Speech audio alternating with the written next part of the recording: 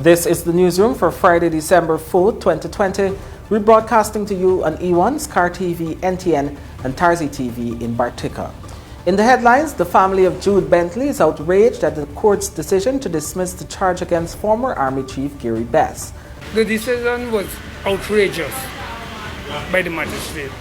Minister of Education Prem Manichan says schools will not be fully reopened in January. To be clear, we have not made a decision about any other level as yet. President Irfan Ali has invited former presidents to meet with him to discuss Guyana's future. And in sport, South American 10K called off after non-approval, and Williamson's masterclass puts New Zealand in control against West Indies. With the news, I'm Kurt Campbell. We're glad you can join us. First up, the family of national cyclist Jude Bentley, who was struck down and killed on February 8, is outraged at the decision of Magistrate Rondell Weaver to dismiss the charge of causing death by dangerous driving against former Chief of Staff of the Guyana Defense Force, Rear Admiral retired Gary Bess. Bentley's father, Jude Bentley Sr., spoke with the newsroom on Friday and said he will be appealing the decision. Isanella Patwa has her story. Magistrate Rondell Weaver on Thursday upheld a no-case submission made by defense attorney Nigel Hughes on the grounds that the prosecutor failed to establish that former Chief of Staff of the Guyana Defense Force, Rear Admiral retired Gary Bess, was driving dangerously, which led to the death of national cyclist Jude Bentley. The case was prosecuted by Shalon Daniels. Bentley was killed on the Rupert Craig Highway on February 8 while training. He was struck down by a Land Cruiser driven by Bess. His father, Jude Bentley Sr., told the newsroom that he will soon be meeting with his attorney to have the decision appealed in the Court of Appeal.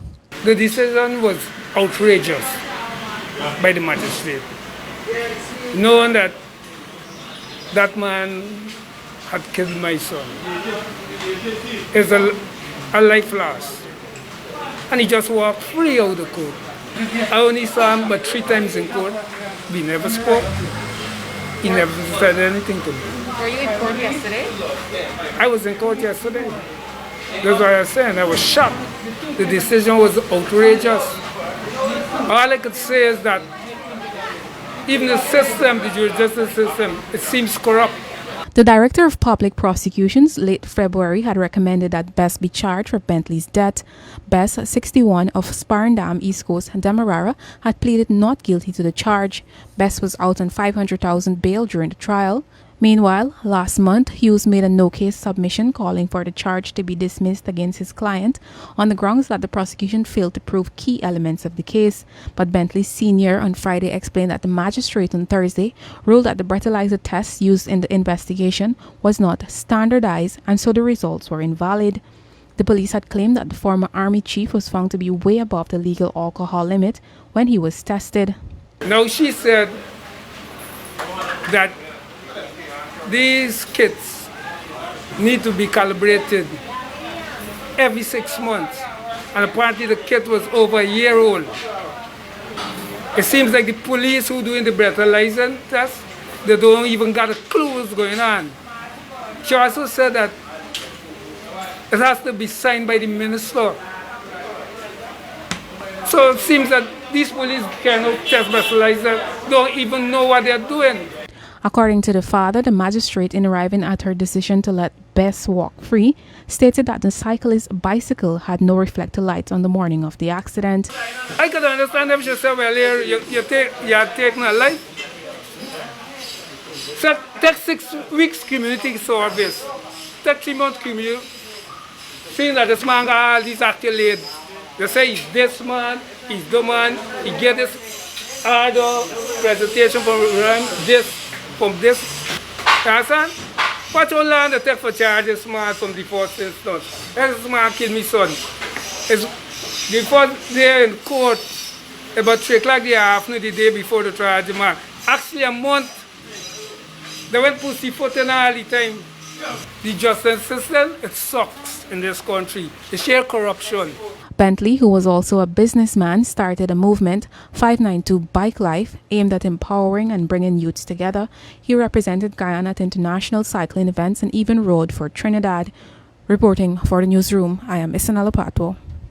We tell you now that the Guyana National Bureau of Standards, GNBS, in a statement on Friday, revealed that it has no capacity to calibrate and verify breathalyzer kits and speed guns being used by the Guyana Police Force. When contacted, Public Relations Officer for GNBS, Lloyd David, clarified that for the first year or 2 years, those devices do not need calibration since it comes with a calibration certificate which is valid for that time frame. But once that certificate expires, the result from the speed guns and the breathalyzer kits are not valid. It is unclear at this time how many devices are being used by the police force with an expired certificate since no survey was ever done by the GNBS. The entity said it is now seeing the relevant equipment to calibrate the devices and is hoped that it will be available here in 2021. A defamation lawsuit by Senior Magistrate Alex Moore against the Director of Public Prosecution DPP Shalimar Ali Haq for damages in excess of $50 million has been dismissed by the High Court. In his ruling on an application filed by the DPP for dismissal, Justice Navindra Singh upheld the argument that Moore's pleadings disclose no reasonable basis for instituting the claim, or alternatively that the claim is an abuse of the process of the court. The DPP, through her lawyers, also argued that the lawsuit was frivolous and vexatious since she is protected in the execution of her office under the provisions of the laws of Guyana. Magistrate Moore, through his lawyers, filed a defamation claim as a result of a letter Ali Haq had sent to the Chancellor of the Judiciary and the Chief Justice about Moore's conduct in the Marcus Bishram murder trial. Moore now has to pay the DPP $200,000 on or before December 24, 2020. Schools will be closed for both virtual and face-to-face learning from December 18 to January 4 for the Christmas holidays. But when the new term begins in January 2021, only the current CAPE and CSEC students will return to the classrooms, Education Minister Prim Manichan has clarified. Manichan on Friday spoke with the Newsroom's Bibi Katoon, where she noted that the ministry is still consulting with parents and teachers about the possibility of other students returning to the classrooms. Additionally, Manichan said religious leaders are being engaged to track down those children who have not been able to continue learning since the closure of schools on March 17. So when we say school is closing, we're talking about closing to any form of engagement that was happening over the period. So some students were engaged on WhatsApp, some were engaged on Zoom and Google, some were engaged face-to-face, the 4th, 5th, and 6th formers particularly. However you were engaged, we say there's a formal closing on the 18th of December because we have to have formal closings and openings. But, you know, this is a different time. It's a different period. So I'm certain some teachers will teach beyond that because people feel like they need to redeem time that was lost from March to now. And grade 6 teachers, I'm sure, will teach beyond that. And they'll probably start back even before. So we close on the 18th of December. And then we start for the Easter term on the 4th of January. And again, when we say we start, however you were engaged in this term is how you start on the 4th of January. So if there were face-to-face engagements in this term, then the 4th of January is when that starts back. And if it was on Zoom or Google or WhatsApp, that's when it starts back too. Do you have any idea when the other students will possibly return to face-to-face interaction? We're talking about it. We're talking about it daily, not because we are indecisive, but we want to make sure we have all the information we need and make the right decisions. In this period, something could be right one day and evolve into wrong the next day. So we are sure too that we won't have a permanently right solution, or we probably won't have that. So we're trying to make decisions as we go along. When we make decisions about when we should go back into school, it's not usually based on the ministry's women fancy of education, or even what we think after much consideration. It's based on what the Ministry of Health says, is based on international best practices across the world, what other countries are doing with schools. It's based on what the WHO says. It's based on how ready we need to be. So we have not made, to be clear, we have not made a decision about any other level as yet. Right now, we only know that 4th, 5th, and 6th formers are back in the classrooms and should be back in the classroom. And that was based on wide consultation. As soon as we make a decision about any other level, we'll let you know and let the public know. We opened, I think, on the 14th of September for 4th, 5th, and 6th formers. And what we've seen is about 60%, 57%, 60% turn out. Now, we don't know as yet if we've lost all those children to the workforce or to being dropouts, because we also offered at the time that we were opening the option of students coming to school in face-to-face engagements or doing homeschooling and learning from home. And so we know quite a number of students have chosen to stay home for different reasons. Parents are worried, which we understand. Some persons have health concerns. We understand all that. We will support the students who chose the option of staying home. We offer that option. For the students who did not turn out and they have gone into the workforce, we have to find a way to make sure they finish some level of education or training in the secondary sector. This afternoon, in fact, as soon as I'm finished here, we'll be meeting with all of the, well, as many as we could get interested, churches and masjids and temples and religious persons, to see how they could help us track these students and see where they are. For me, the reason we chose the religious bodies is because they exist in almost every community. So you're likely to know, well, this boy from up the road start working, we could go help him out. Let's see how the ministry could support this. So we thought in every community there is a religious body as well as in the hinterland two shows. So we'll be meeting with the two shows as far as we can shortly. Because right now it might be a choice that is being made because of necessity. I'm aware that persons are finding it financially difficult, or because they're unaware of what the impact of dropping out will be. So we really have to get them and let them be fully informed about what this is. And then to offer our different pathways at the Ministry of Education, different ways we can engage these students to make them finish another level of learning. President Irfan Ali on Friday dispatched invitations to all former presidents of Guyana to a meeting with him on December 15, 2020. The president made the announcement on Friday while speaking at the launch of the Canada-Guyana Chamber of Commerce at the Outraged Conference Center. Ali said there has been no responses to the letters. He said the intent of the meeting is to allow for the generating and sharing of ideas on moving Guyana forward. So remember in my inauguration speech I spoke about convening a meeting. So it will be an open floor meeting where we'll bring together all the former presidents. I think that it's an opportunity for us to continue to share ideas, generate ideas, to talk about how we see Guyana's development, different perspective, and then to work out a model and a framework on how we engage in the future and how we have, continuous contribution. So you've sent out those invitations already? Yes, the office should have done that, yes. Have you gotten any replies? This is only today. Oh. Those who were invited includes Ali's predecessor and leader of the APNU-AFC coalition, David Granger. Ali had previously said that he had no intention of meeting with the coalition opposition until it recognizes him as the legitimate president of Guyana.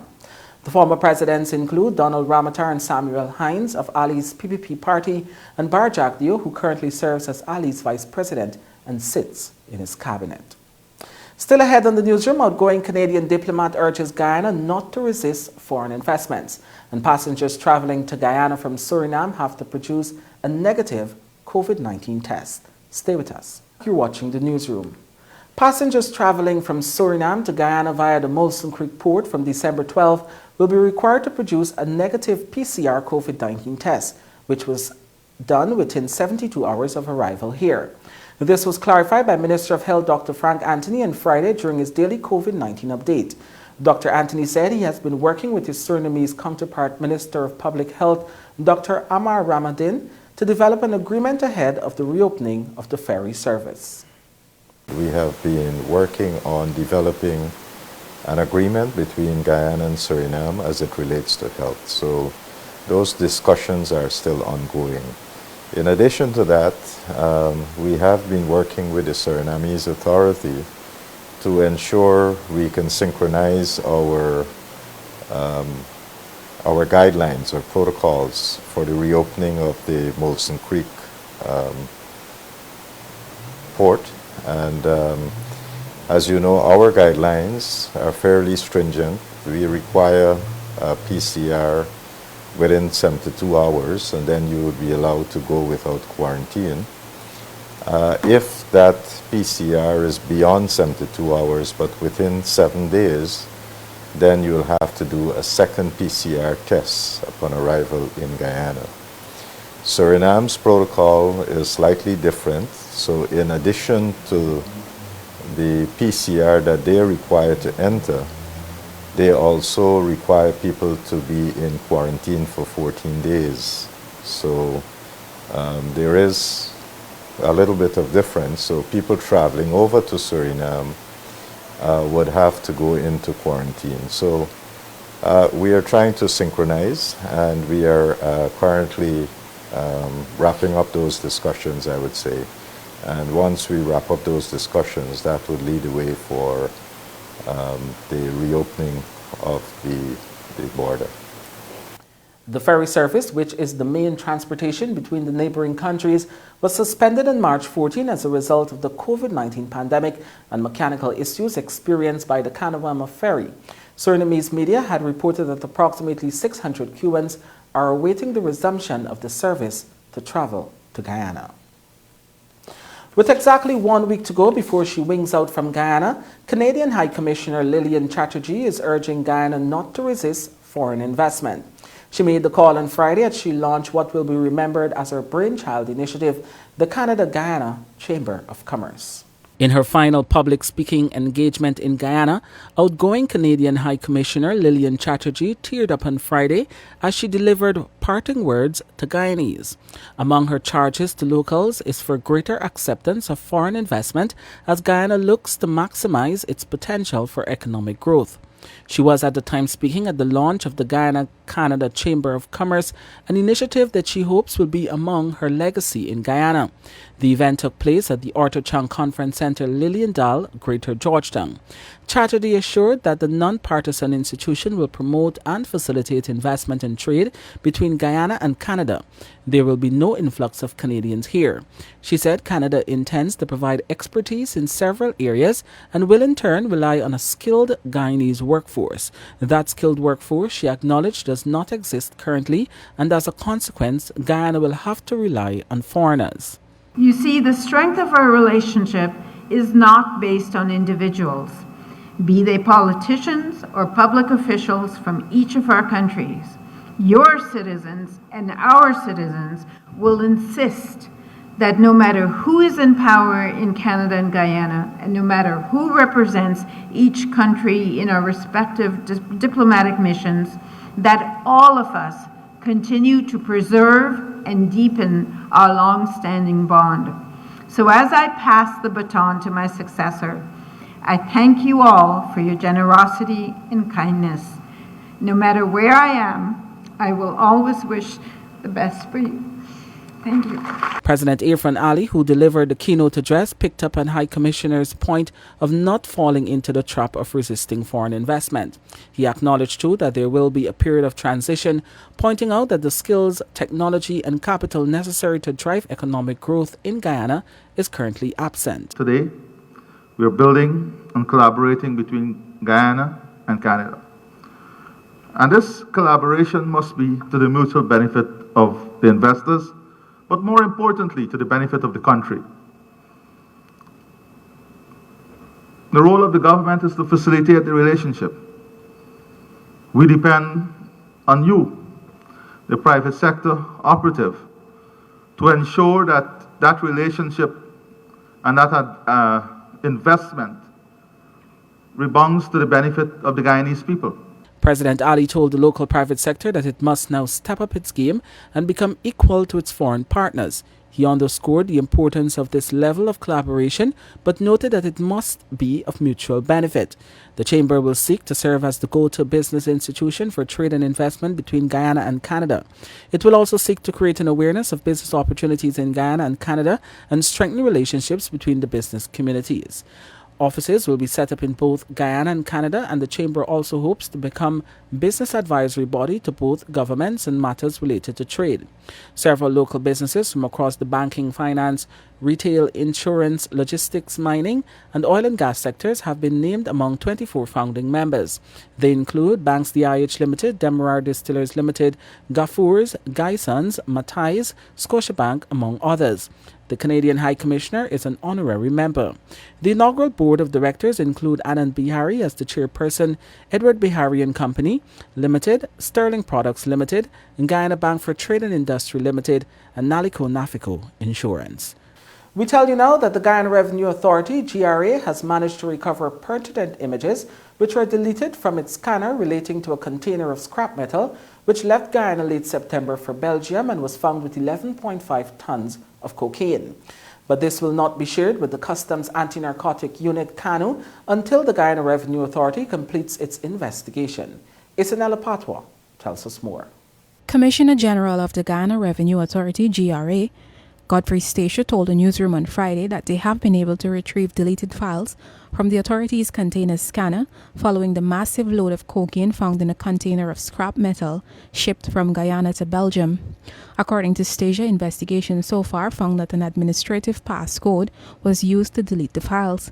But what is even more surprising is that the passcode was used by multiple persons. The GRA now has to analyze the thousands of other files retrieved, raising concerns about why the files were deleted, and Stacia explained that this process would take some time. According to Stacia, the files were retrieved using local resources, but the process was timely. Stacia, however, did not wish to comment on the period that these images were deleted from the scanner.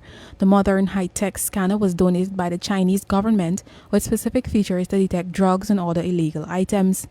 Meanwhile, until GRA's investigation is completed, only then the files relating to the scrap metal container will be shared with the Customs Anti-Narcotics Unit, CANU, which is leading the local investigation into the massive drug bust. In the meantime, CANU continues the search for the local shipper Marlon Primo of 701 Commons Lodge, East Coast, Demerara, and 69 Atlanticville, East Coast, Demerara. On November 8, a wanted bulletin was issued for Primo, who operates MA Trading. Anyone knowing Primo's whereabouts is kindly asked to make contact with CANU headquarters on 227-3507 or 226-0431. CANU has also requested the assistance of international counterparts in an effort to locate Primo. Even though there is no record of him leaving Guyana through any of the official port of entry, every possible option is being explored.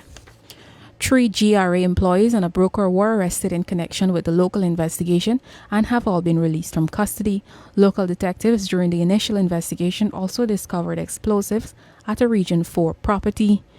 Head of CANU, James Singh, further told the newsroom that they have been receiving support from the Belgian authorities as it relates to the sharing of information regarding the seizure.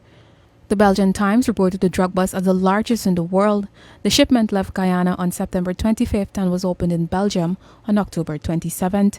The illegal substance was disguised as scrap metal and placed inside a steel container, which was in turn packed into a sea container and loaded in a transatlantic vessel. Local authorities found that the ship stopped in Guadeloupe for a few days. Reporting for the newsroom, I am Isanella Patwa. As a result of increased COVID-19 cases in Region 6, the Ministry of Health is setting up 2 testing sites at Skeldon and New Amsterdam Berbice. Subject Minister Dr. Frank Anthony on Friday said testing is done primarily at the regional hospitals, but the additional sites are set to ensure there is wider coverage. Region 6 had recorded just 92 COVID-19 cases from March 11 to November 2020. However, in the past 2 weeks, this has jumped to 240. In Berbice, because of the recent cases that we have seen in Berbice, the regional task force made a decision that they want to increase and improve testing in that particular region, and that is why they are adding additional sites for testing, which is commendable. What we want to do is to encourage persons to come and get tested. In addition to that, from time to time we might detect cases, especially in the remote communities, and so we will send teams directly into those communities where they will be able to do more mass-based testing of members of the community. So in terms of our testing strategy, we have employed various ways of reaching people and getting them tested. We also have a mobile unit where we have doctors and other personnel who would go from time to time into various communities and spend a day or two there and offer testing. So This unit really operates more on the coastline, moving from different communities, and the movement of that unit really depends on where we're seeing, like a little outbreak or a little spike in cases. And so we'll normally send the unit to see whether or not there are other people in the community who might have been infected.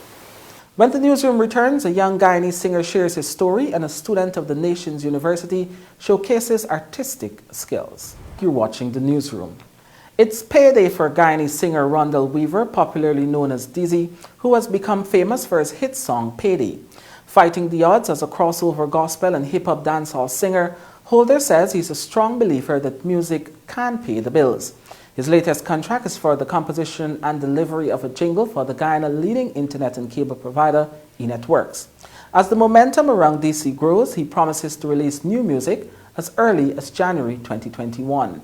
In an exclusive interview with the newsroom, he talks about his upbringing, music and faith, and what is next for him in the world of music.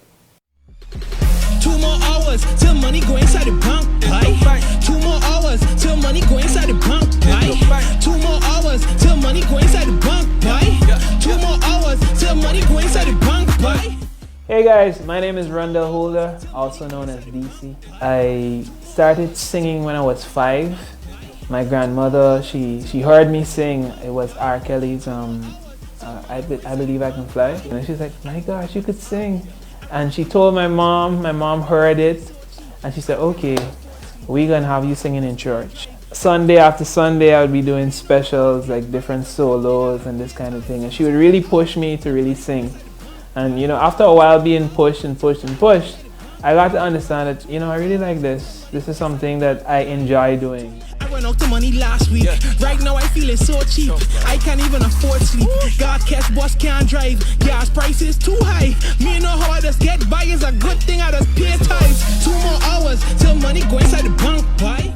I remember thinking that the gospel music was kind of boring, and so I started to gravitate towards hip hop and dancehall, like early influences like 50 Cent and Ja Rule. And this was around 2nd, 3rd form. I always have the dream and the desire that, hey, I'm going to use music as my platform. Like that, this is gonna be my bread and butter. Like I'm gonna develop the art, develop the craft, like really get so good at it that I'll be valuable enough to earn, for income and that kind of thing. It has been paying some bills. Ever since I started, recording from a studio and that kind of thing, I've been getting a chance to be booked to different shows. What happens to most artists, especially, is that when you start out, the pull is not really there, but then there's just this one song that everyone gravitates to that really takes you up. And for me, the song was Payday. And I remember after dropping it and it getting the traction that it got, I dropped Payday in February of last year, but it didn't pick up until May, June of this year. 2 more hours till money go inside the bank, right? 2 more hours till money go inside the bank, right? 2 more hours till money go inside the bank, right? 2 more hours till money go inside the bank, right? Yeah, there were many days when I wanted to give up. Those days were really because of the no support.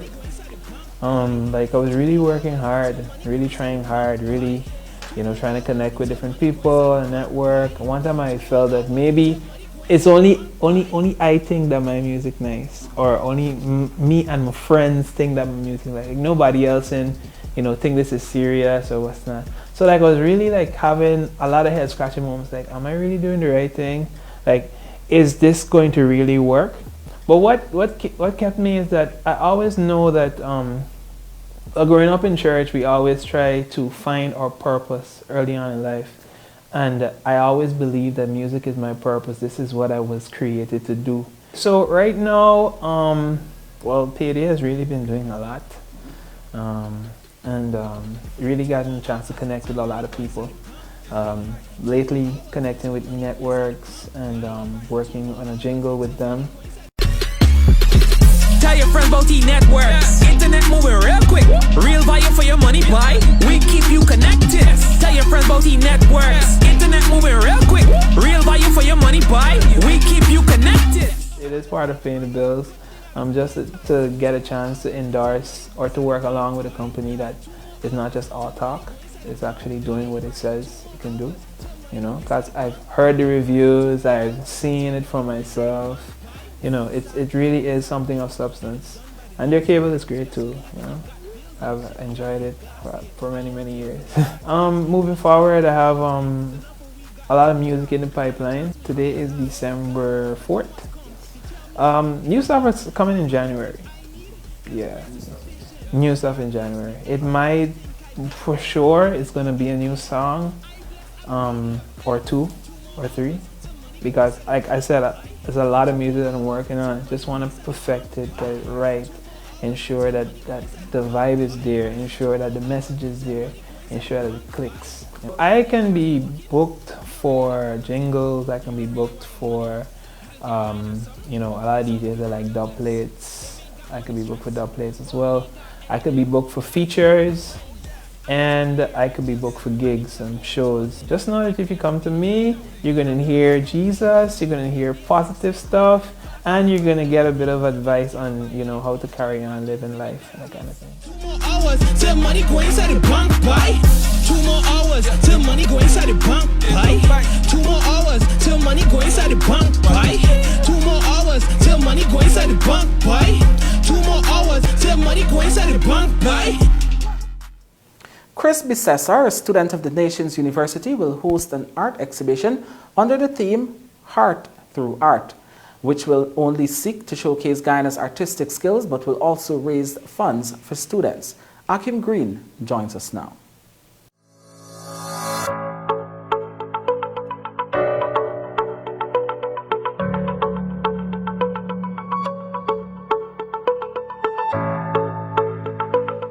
The event will be held Saturday, December 12th at the university's Newmarket Street location and will observe COVID-19 protocols. Bissessar, a 20-year-old student, has been painting since the age of 10, and he gave more details on what sparked the need for the exhibition. It started as a very, very small idea, and it's grown exponentially. We've gotten interest from the Minister of Culture and Sports and a lot of big organizations in Guyana. So it really stemmed from that really small idea, but it's grown to so much more bigger. The entire idea stemmed from creating a platform for local artists to really showcase their talent in Guyana and ultimately develop the Guyana art sector to create a community more appreciative of art. All sales that we make from our tickets, that will go towards helping really underprivileged students from the poorest parts of the world.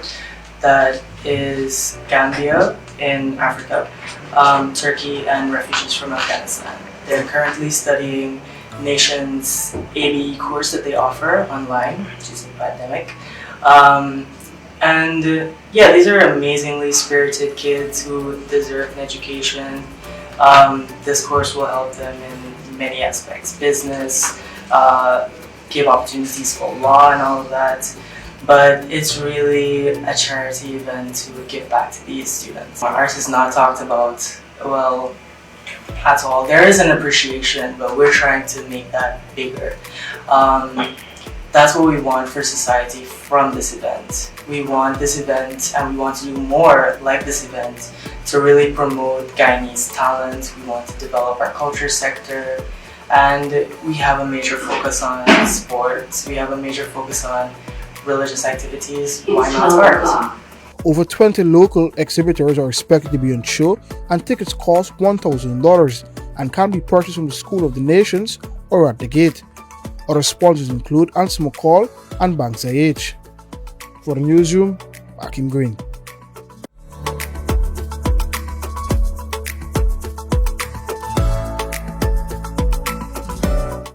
Local electronics store K-Tronics, located in the City Mall, Georgetown, has announced an essay competition for children with 10 tablets up for grabs.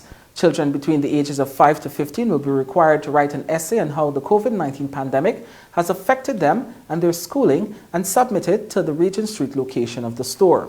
Submissions can be made up until December 23, after which there will be an announcement of the winners in December 24.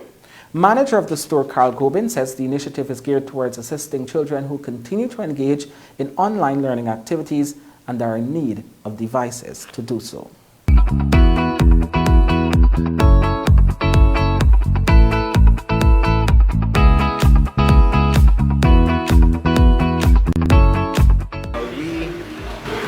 In order to do our small part in helping the kids during this COVID time, we decided to do a small giveaway of 10 Amazon 8 Fire tablets.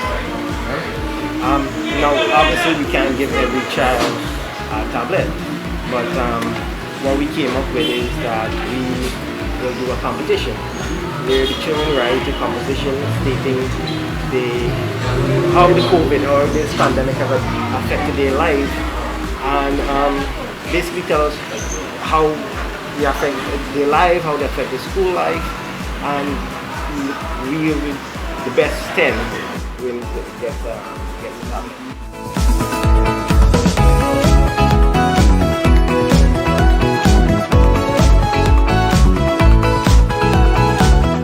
We're looking mostly at the smaller kids. We're looking from well, a smaller can to 14 years.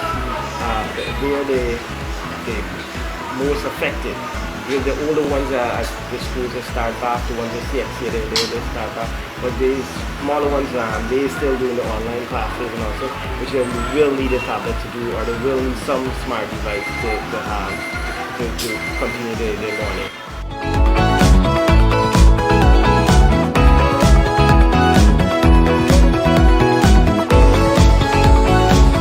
We're hoping we want all the submissions to be in before the 23rd, and we're going to draw it on the 24th of December, so the kids could have the tablets in time for Christmas.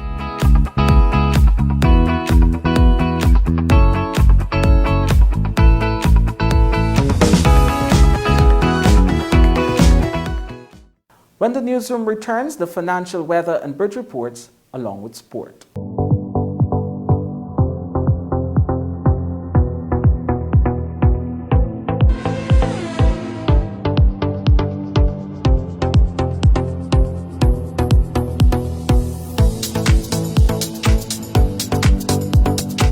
Welcome back to the newsroom, now for a look at what's happening in sport. We start things off with some cricket news. New Zealand's captain, Kane Williamson, hit his highest test score, posting 251 in the opening game of a two-match series with West Indies in Hamilton. West Indies, in reply to New Zealand's 519 for 7, declared close day 2 on 49 without loss. Here are some highlights. Full and edged.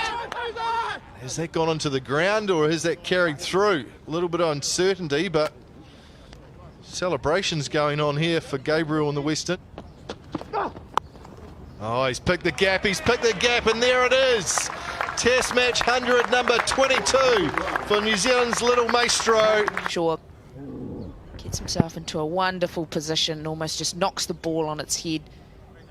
Backs his natural timing to get the desired. Lovely from Nichols down the ground. And that's that. We tell you now that openers Glenn Phillips and Tim Seifert made West Indies A bowlers toil in the field all day, taking New Zealand A to within a run of the tourists 322 by stumps on day 2 of their first unofficial test at Mount Maunganui. New Zealand A, resuming on 10 without loss, finished the day on 321 for 3, thanks largely to Phillips and Seifert, who each made their 6th first-class ton in a magnificent opening partnership of 226. Phillips was the first to be dismissed, offering a return catch to leg spinner Hayden Walsh Jr. for 136, an innings that spanned 184 balls and included 15 fours and 5 sixes. Seifert was more sedate, his 111 taking 241 balls and including just 8 fours. He went leg before to left-arm seamer Raymond Reefer. Oddly, West Indies A got their 3rd wicket of the day off the bowling of wicketkeeper batsman Nicholas Pooran, who removed Mark Chapman for 45 in his lone over. It was the first time Puran was bowling in any form of recognized cricket. Joe Carter 8 and Cole McConchie 7 were the not-out batsmen at stumps. West Indies A recovered from 113 for 7 on the first day to post 322, mainly through a maiden first-class 100 from Romario Shepherd and 65 from Reefer. Cricket West Indies was selected for its courage in sending both the men's and women's team to tour England in 2020, a year when the COVID-19 pandemic has caused such major disruption not only to the international cricket calendar but to everyday life. The award singles out Cricket West Indies for the efforts, but both MNCC and the BBC would like to place on record their admiration for the Pakistan Cricket Board, Cricket Ireland and Cricket Australia for overcoming logistical challenges to send their men's team to play England. In addition, none of these tours would have been possible without the determination of the England and Wales Cricket Board and everyone involved in the Herculean effort to host international cricket in this extraordinary year. Jason Holder's West Indies men's team faced England in a 3-match test series which began in early July. The team arrived in the United Kingdom in early June with lockdown restrictions still in place across the United Kingdom and infection rates remaining prevalent. The West Indies women's team, led by Stephanie Taylor, stepped in at late notice to play England in a 5-match T20 series in September following the cancellation of the hosts' previously scheduled matches. The CMJ Spirit of Cricket Award was created in 2013 by MCC and the BBC in memory of former MCC President and BBC Test Match Special Commentator Christopher Martin Jenkins, who was passionate about promoting the spirit of the game. Last year's winner was the New Zealand men's ODI players, who were recognized for their exemplary display of sporting conduct in the wake of the 2019 Men's World Cup final at Lord's. Still in cricket, concussion substitute Yuzvendra Chahal took 3 for 25 as India beat Australia by 11 runs in the first T20 in Canberra. Ravindra Jadeja's unbeaten 44 off 23 balls helped India recover from 92 for 5 to post 161 for 7. He was hit on the helmet in the 20th over but batted on only to be replaced by leg spinner Chahal at the interval. Man of the match Chahal then took 3 for 25, including captain Aaron Finch for 35 and Steve Smith for 12, as Australia responded with 150 for 7. And England's first one-day international against South Africa in Cape Town on Friday was postponed after one of the hosts' players tested positive for coronavirus. Cricket South Africa said a player tested positive on Thursday following the T20 series. The rearranged games will now take place on Sunday, Monday and Wednesday. Cricket South Africa said it agreed with the England and Wales Cricket Board to postpone the series opener by 2 days in the interests of the safety and well-being of both teams, match officials and all involved. Now, the lack of approval from the National COVID-19 Task Force has forced the Athletics Association of Guyana to postpone the South American 10K initially scheduled for this Sunday. Akim Green reports. The first schedule the AAG posted had November 29 for an all-local South American 10K. It was then shifted to Sunday, December 6th. However, approval was still not granted by the Minister of Health. November 1 marked the resumption of non-contact sport activities, pending the approval of the Minister of Health, and the approved party then having to follow strict COVID-19 guidelines. This was confirmed by Colonel Najal Hussain, Director of the COVID-19 Task Force. The Minister have not granted approval for the series of activities that was requested to be done by the AAG. The AAG usually keeps their event along the Carifesta Avenue and culminates in the National Park, but this year opted to do it on the west coast of Demerara from Mary to Edinburgh to avoid any congestion of possible spectators. Forest Park's president of the AAG, Assistant Superintendent Cheryl Hermanstein, also confirmed the postponement of the event and indicated they will try to get approval to host next Sunday, December 13. She indicated they would have sent their request some 3 weeks ago.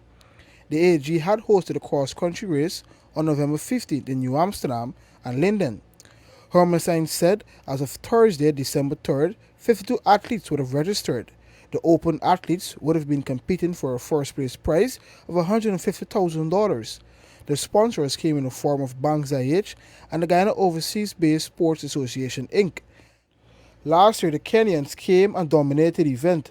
However, if it comes off, it will be interesting to see the likes of Vincent Missinger, Cleveland Ford, and Cleveland Thomas once again go head-to-head for the title. In 2018, Adrian Ford edged ahead of Missinger, and Thomas was third. For the Newsroom, Akim Green. Cycling news now, all systems are set for the second leg of the time trial series in Linden on Sunday, December 6. The race will start at 9 hours at Amelia's Ward in front of KD&J Supermarket, proceed to Moblissa Hill and return to the start point for the finish. Racing Secretary of the Guyana Cycling Federation, Malcolm Sunaram, said they are expecting some competitive times and a large number of riders are expected to compete.